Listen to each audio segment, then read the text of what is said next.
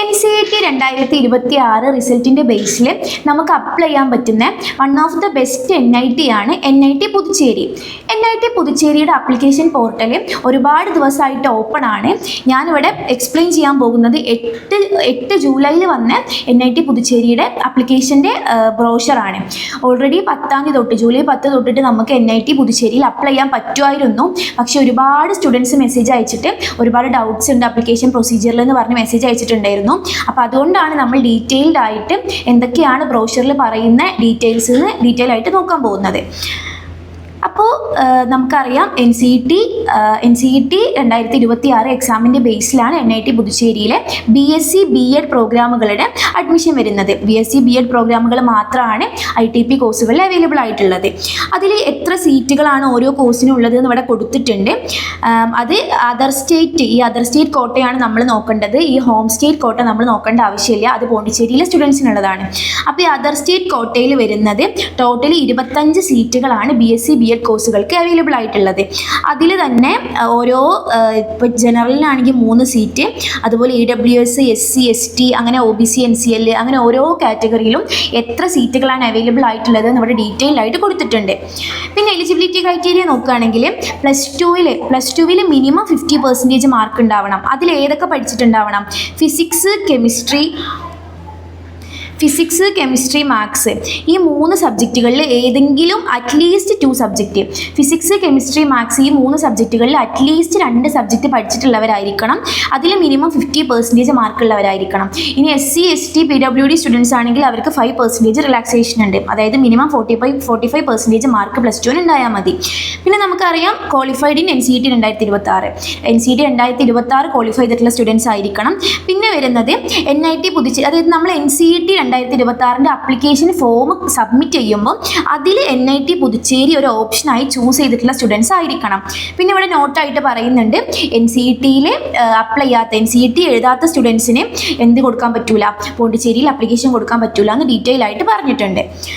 ഇനി വരുന്നത് ഫീ ആണ്. Application fee general OBC NCL അതുപോലെ EWS ഈ കാറ്റഗറിക്ക് ആപ്ലിക്കേഷൻ ഫീ വരുന്നത് 1000 റുപ്പീസ് ആണ്. ഇനി SC ST PWD കാൻഡിഡേറ്റ്സ് ആണെങ്കിൽ അവർക്ക് 500 റുപ്പീസ് ആണ് ആപ്ലിക്കേഷൻ ഫീ വരുന്നത്. അതുപോലെ ആപ്ലിക്കേഷൻ പ്രൊസീജിയർ നമ്മൾ ഓൺലൈനായിട്ടാണ് ആപ്ലിക്കേഷൻ പ്രൊസീജിയർ ചെയ്യേണ്ടത്. സൈറ്റ് ഇവിടെ കറക്റ്റായിട്ട് കൊടുത്തിട്ടുണ്ട്. ഈ സൈറ്റിൽ പോയി കഴിഞ്ഞാൽ നമുക്ക് അവരുടെ ആപ്ലിക്കേഷൻ പോർട്ടലിൽ NCERT സ്കോർ കാർഡിൻ്റെ NCERT ആപ്ലിക്കേഷൻ നമ്പറും പാസ്വേഡും ക്രിയേറ്റ് ചെയ്തിട്ട് നമുക്ക് ലോഗിൻ ചെയ്യാൻ വേണ്ടി പറ്റും. പിന്നെ ഇവിടെ അവരുടെ അലോക്കേഷനും കാര്യങ്ങളൊക്കെ പറഞ്ഞിട്ടുണ്ട്. ഫസ്റ്റ് റൗണ്ട് സെലക്റ്റഡ് സ്റ്റുഡൻസിൻ്റെ ലിസ്റ്റ് അവരുടെ ഈ സൈറ്റിൽ അവർ പബ്ലിഷ് ചെയ്യും. ആ സൈറ്റിൽ പബ്ലിഷ് ചെയ്ത ശേഷം ആ സ്റ്റുഡൻസ് എന്ത് ചെയ്യുക, അവരുടെ മെയിൽ ചെക്ക് ചെയ്യുക. അവർക്ക് മെയിൽ വന്നിട്ടുണ്ടാവും. അതിൻ്റെ ബേസിൽ അവരെന്ത് ചെയ്യുക, അവർ പറഞ്ഞിട്ടുള്ള ആപ്ലിക്കേഷൻ ഫീ പേ ചെയ്ത് അഡ്മിഷൻ ഉറപ്പാക്കുക. അതുപോലെ ഈ ഫസ്റ്റ് ലിസ്റ്റിന് ശേഷം വീണ്ടും സീറ്റ് വാക്കൻ്റ് ആയിട്ട് വരികയാണെങ്കിൽ റൗണ്ട് 2 അലോട്ട്മെൻറ്റ് ഉണ്ടാവും. അത് കഴിഞ്ഞിട്ട് പിന്നെ വരുന്ന റൗണ്ടാണ് സ്പെഷ്യൽ റൗണ്ട്. ഈ സ്പെഷ്യൽ റൗണ്ടിൽ അപ്ലൈ ചെയ്യാൻ പറ്റുന്നത് ഈ നോർമൽ ആപ്ലിക്കേഷൻ പ്രൊസീജിയറിൻ്റെ സമയത്ത് പോണ്ടിച്ചേരി NIT പുതുച്ചേരി ചൂസ് ചെയ്യാൻ അപ്ലൈ ചെയ്യാൻ വിട്ടുപോയ സ്റ്റുഡൻസിനുള്ള ഒരു ചാൻസാണ് സ്പെഷ്യൽ റൗണ്ട്. അതുപോലെ തന്നെ ആ സമയത്ത് നമ്മൾ അതിന് മുമ്പുള്ള ഓൾറെഡി NIT പുതുച്ചേരിയിൽ കൗൺസിലിങ്ങിന് വിളിച്ചിട്ട് ആ സമയത്ത് എന്തെങ്കിലും കാരണത്താൽ റെഗുലർ റൗണ്ടിൽ കൗൺസിലിങ്ങിൽ പാർട്ടിസിപ്പേറ്റ് ചെയ്യാൻ പറ്റാത്ത സ്റ്റുഡൻസിനും ഈ സ്പെഷ്യൽ റൗണ്ടിൽ അവർക്ക് അപ്ലൈ ചെയ്യാൻ പറ്റും. പക്ഷേ ചെയ്യാനുള്ളൊരു കാര്യം സ്പെഷ്യൽ റൗണ്ടിന് extra special round application fee pay ചെയ്ത് വേണം നമ്മൾ അതിന് എലിജിബിൾ ആവാൻ. പിന്നെ വരുന്നത് സ്പോട്ട് റൗണ്ട് ആണ്. ഈ സ്പെഷ്യൽ റൗണ്ടിന് ശേഷവും സീറ്റ് കോഴ്സിന് വാക്കൻ്റ് ആയിട്ട് വരികയാണെങ്കിൽ അവർ സ്പോട്ട് അഡ്മിഷനും കൂടെ വിളിക്കുമെന്ന് പറഞ്ഞിട്ടുണ്ട്. അത് നമ്മൾ ഫിസിക്കലി ക്യാമ്പസിൽ പോയിട്ട് അറ്റൻഡ് ചെയ്യേണ്ടതാണ് സ്പോട്ട് അഡ്മിഷൻ വരുന്നത്. പിന്നെ ഒരു ജനറൽ ഇൻസ്ട്രക്ഷൻസ് ആയിട്ട് OBC NCL സർട്ടിഫിക്കറ്റിൻ്റെ, അതായത് നമ്മുടെ കാറ്റഗറി സർട്ടിഫിക്കറ്റ് ഉണ്ടാവുമല്ലോ, അത് ഏപ്രിൽ 1, 2026 ശേഷം ഇഷ്യൂ ചെയ്തതാവണമെന്ന് പറഞ്ഞിട്ടുണ്ട്. ആ കാര്യങ്ങളൊക്കെ ഒന്ന് ശ്രദ്ധിക്കുക. ബാക്കിയുള്ള കാര്യങ്ങളൊക്കെ ഇവിടെ അവർ ജസ്റ്റ് കുറച്ച് പോയിന്റ്സ് പറഞ്ഞിട്ടുണ്ട്. ഇതൊക്കെ ഒന്ന് വായിച്ചു പോവുക. അപ്പോൾ ഇവിടെ ശ്രദ്ധിക്കാനുള്ള ഒരു കാര്യം, മെയിനായിട്ട് പറഞ്ഞിട്ടുള്ള പോയിന്റ് OBC NCL സർട്ടിഫിക്കറ്റ്, അതുപോലെ EWSൻ്റെ കാറ്റഗറി സർട്ടിഫിക്കറ്റ്. നമ്മുടെ കാറ്റഗറി സർട്ടിഫിക്കറ്റ് ഏപ്രിൽ 1, 2026 ശേഷമുള്ളതായിരിക്കണം. അതിന് മുമ്പ് നിങ്ങളിൽ പലരും NCET-ക്ക് വേണ്ടി മുമ്പേ എടുത്ത് വെച്ചിട്ടുള്ള NCA വെച്ചിട്ടായിരിക്കും നിങ്ങൾ NCET-ക്ക് കൊടുത്തിട്ടുണ്ടാവുക. പക്ഷേ അതിനിപ്പോൾ ജനുവരി ഫെബ്രുവരിയിലൊക്കെ എടുത്തിട്ടുള്ളതാണെങ്കിലും അതിന് സ്റ്റിൽ അതിൻ്റെ ഡേറ്റ് കഴിഞ്ഞിട്ടില്ലെങ്കിലും നമ്മൾ എന്ത് ചെയ്യണം, ഒരു പുതിയ NCL ഏപ്രിലിന് ശേഷമുള്ള NCL വെച്ചിട്ടാവണം നമ്മൾ അപ്ലിക്കേഷൻ കൊടുക്കേണ്ടത്. പിന്നെ ഡേറ്റുകളാണ് പറയാനുള്ളത്. ഡേറ്റുകൾ ഞാൻ പറഞ്ഞു, ഓൾറെഡി 10 ജൂലൈ തൊട്ടിട്ട് തന്നെ ആപ്ലിക്കേഷൻ പോർട്ടൽ ഓപ്പൺ ആണ്. ആപ്ലിക്കേഷൻ ഡെഡ് ലൈൻ വരുന്നത് 31 ജൂലൈ ആണ്. മോസ്റ്റ് ഓഫ് ദി ഇൻസ്റ്റിറ്റ്യൂട്ടിൻ്റെയും ആപ്ലിക്കേഷൻ പോർട്ടൽ പെട്ടെന്ന് ക്ലോസ് ആവാറുണ്ട്. പക്ഷേ ഇവിടെ NIT പുതുച്ചേരിക്ക് അത്യാവശ്യം നല്ല ടൈം വന്നിട്ടുണ്ട്. അപ്പോൾ നമ്മൾ എന്ത് ചെയ്യുക, അപ്പോൾ അതിന് ശേഷം അവർ എക്സ്റ്റെൻഡ് ചെയ്യാനുള്ള ഒരു ചാൻസും ഇല്ല. അപ്പോൾ കറക്റ്റായിട്ട് ജൂലൈ 31 മുമ്പ് തന്നെ ആപ്ലിക്കേഷൻ കംപ്ലീറ്റ് ചെയ്യാം. പിന്നെ ഓരോ മെറിറ്റ് ലിസ്റ്റും കാര്യങ്ങളൊക്കെ പറഞ്ഞിട്ടുണ്ട്. ഫസ്റ്റ് മെറിറ്റ് ലിസ്റ്റ് വരുന്നത് ഓഗസ്റ്റ് 5-നായിരിക്കും. അത് കഴിഞ്ഞ് ഫീ അടക്കാനുള്ള ഓരോ കാര്യങ്ങളൊക്കെ ഇവിടെ പറഞ്ഞിട്ടുണ്ട്, ഡേറ്റും കാര്യങ്ങളൊക്കെ ഇവിടെ പറഞ്ഞിട്ടുണ്ട്.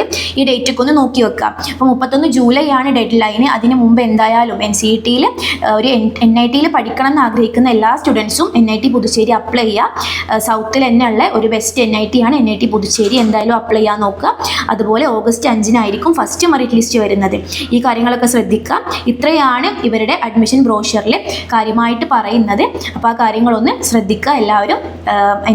NIT പുതുച്ചേരി അപ്ലൈ ചെയ്യാൻ നോക്കുക. NIT ട്രിച്ചി പോലെയൊക്കെ തന്നെയുള്ള ഒരു ഇൻസ്റ്റിറ്റ്യൂട്ടാണ് NIT പുതുച്ചേരിയും വരുന്നത്. ഇത്രയാണ് അപ്ലിക്കേഷൻ പ്രൊസീജിയർ പറയാനുള്ളത്.